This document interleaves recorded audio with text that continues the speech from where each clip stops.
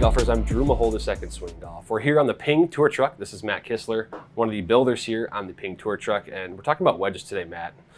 Specifically, I know you're about to build for, some of the three bigger names on the Ping staff here. We've got Tony Feno, we've got Harris English, and we've got Viktor Hovland. But I just wanted to get your perspective on the importance of these wedges for the golfers, and it seems like you mentioned kind of off camera, you're doing this often. You're kind of rebuilding their lob wedge for them. Yeah. Why is that a thing? Why are you building them so often for them? I know there's probably wear and tear things to go with that, but why is it so often that you're replacing the wedges? Yeah, so mostly we're replacing the lob wedge is the most common, of course, because that's what you guys are using more than any other wedge, of course. It depends on the player, but I mean anywhere from 2 or 3 tournaments to 3 or 4 months maybe that we might replace the lob wedge. In this particular case, we're kind of getting ahead of it. We're building a new lob wedge for each of our staffers in the field next week at the Memorial. We're not going to have the truck there, so that's one big thing. You can't actually build it. Well, you could if you brought materials to assemble on a shared truck. But we're getting ahead of it, getting everything ready to roll. So they have a brand new wedge as soon as we get there. We can just deliver it and they're ready to go. Can be tough chipping conditions at Memorial as well, so not pretty slick greens, pretty firm, so you definitely need some fresh grooves to get a little more spin, a little more. Sure. So now you got your club heads and you got your shafts here. Let's talk through each of the specs and the builds that you've got here. So we'll start with Tony Finau and kind of go down the line what they want out of their lob wedge. Yeah, for sure. So Tony is playing our S159 raw. So raw head, he plays a 60T with a thin sole. So low bounce. He plays a Nippon Modus 125 wedge shaft. He plays it a little bit long, 35 1/4. Standard lob wedge is 35 inches. Sure. He plays his own Lankin UTX midsize grip with his own logo on it, with +4 wraps of tape on the bottom hand, and +3 on the top hand. So that midsize plus that tape buildup, we have to add a little bit of tip weight to make sure we can get the swing weight to where he wants it to already pull the weight that we're going to use.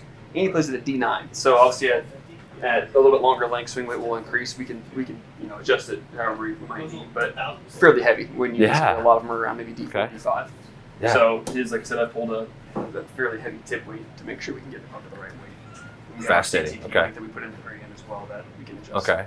It's actually fascinating because you even said again before we started recording that he doesn't really, there's not much grinding that you need for this, for his wedge, but there's so many other things that you have to do there to make it fit for him, in terms of the weighting, and you have the grip tape and everything. All these little things, each different spec or detail of the spec, is going to adjust swing weight a decent. Or especially length and when you're doing a mid-size grip with decent buildup, that's going to affect it. So we have to kind of plan ahead, even though we have a wide range of weights for wedges to kind of at the end to make sure we can get to whatever swing weight we want. If it's a really unique build like this, in this case, we might get to the end and have our heaviest weight and put it in, and may not get to the end. So it's kind of a precautionary. Right. Okay. Make sure we get to put the right swing weight and make sure we don't have to use a super heavy or light one, so we can adjust. Going in the future if we need to change. There's multiple avenues you can use or that are used to really dial in that D9 that he's looking for, which is again that's pretty heavy. So. Yeah, pretty heavy for sure. Yeah, he's obviously a taller guy, he plays a little longer, but still pretty heavy. So here's English now. So we're actually switching. Also, the followers and viewers will be curious. He's got a Glide 2.0 that he's going to use for his lob wedge. But talk to me about that build as well throughout all the specs too. Yeah, actually the next couple that we're going to do are 2.0s for Harris and Viktor Hovland. So they like the old wedge. It just sits better to them. They haven't just wanted to switch to anything newer at this point. Right, so, kind of like if it's not broke, don't fix it. Yeah, exactly. Sort of thing. Yeah. So that's another good thing to point out too, is that we have a lot of our players play pretty current stuff, but there are some cases where somebody might play a G4 410 or G4 25 driver or an old wedge or something. That's just not current. But if anybody in the field has it in play, no matter how old it is, we'll have it this one back in a year. Okay. So we have to stock old stuff too. Right. We're trying to do stuff, but anyway, Glide 2.0. So same kind of thing. We have that CTP weight we put at the very end to change or to alter swing weight. And these aren't quite as unique, but Harris is another one that has kind of a unique grip build-up. So he uses +5 on the right hand and +3 on the left, and he actually does a wrap of black tape, which is quite a bit heavier. Oh, interesting. At the very end. So he has a little bit more build-up than Tony. He plays it at D6, 35 inches as well. So with a little heavier swing weight and a decent amount of tape build up on the Align Max, the new golf bread MCC Align Max. You got a little bit of weight as well. Okay. Dynamic Gold S400, about as common as it gets for a wedge shaft. Probably.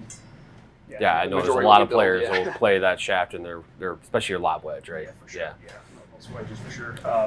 Then Viktor, as we're going there, pretty similar build actually. Glide 2.0, 60 thin sole as well, so exact same head. Neither one of these gives you any kind of custom grinds too. It just depends on the player for those. We might do that in some certain cases, but Tour issue S400, same thing. Viktor actually plays it a little bit shorter, a quarter-inch short of standard length. So obviously changing the length a little bit shorter, that's going to make swing weight lighter. So we add a little bit of weight on his too, a little bit of chip weight, just to make sure we can get it to the right swing weight at D4 plus. Yep. He plays the MCC golf ride multi-compound. Okay. So again, these are all. It's actually fascinating how these are all, going to be basically 60-degree wedges for the players, but it's so different, really outside of that. Now, you mentioned it a little bit. These are kind of being built for Memorial. How often are players swapping something out purely based on like course conditions or how firm it's going to be, how soft it's going to be? Is it that more so than just wear and tear, or maybe a little bit of both? I would think it's definitely more wear and tear. There's definitely some weeks where you get somewhere where it's very soft, for example, where it's been a lot of rain for whatever reason, or just very soft or very heavy rough, where you might need a little more balance. Maybe somebody's playing a thin sole, and then you would think they might benefit from a little more balance. But a lot of guys, at least that I've seen, I've not seen a whole lot like switch just based on that. They might test on the practice rounds Monday, Tuesday, Wednesday. Hey, I feel like more balance might be better for me this week, and maybe they try it, and maybe it works okay, but they're just not quite enough to get in the bag. So actually switch, again, like I said, in my experience, I don't see it a ton, but sometimes they will, and they might go back to their old one the week after. Okay, well. Well, I'll let you get to it. You got some clubs to build here, and you got some guys relying on you. So I'll let you get back to it, Matt. But I appreciate the time here. Yeah, you got it. No problem.